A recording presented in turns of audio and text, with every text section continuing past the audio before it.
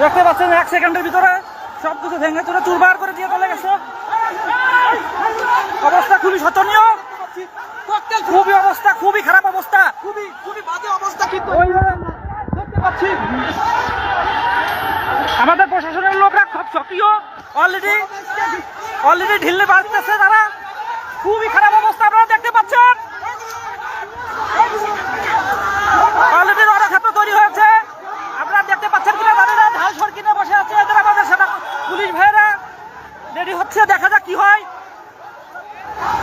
NCP ভাইয়েরা পলাতক, তারা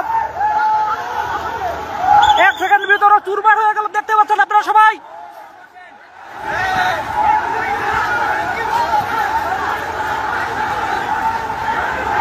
ওই যে ঢাল সরকি নিয়ে এসে ভেঙে চলে গেল সবাই। দেখেন ভেঙে চুরে কি নানাখানা অবস্থা। আমরা খুব ভিতরে সন্ত্রস্তর ভিতর ছিলাম, আপনাদের দেখানোর চেষ্টা করছি। এই যে স্টেজ ভেঙে ফেলেছে দেখেন এনসিপির আমাদের নিরাপত্তা কর্মীরা ছত্রভঙ্গ করে দিয়েছে, দেখতে পেয়েছি কি অবস্থা দেখেন।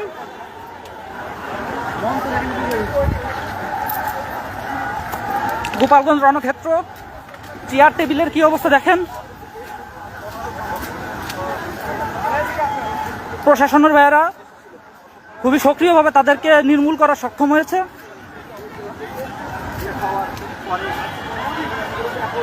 আমাদের রনি ভাই 71 টেলিভিশনের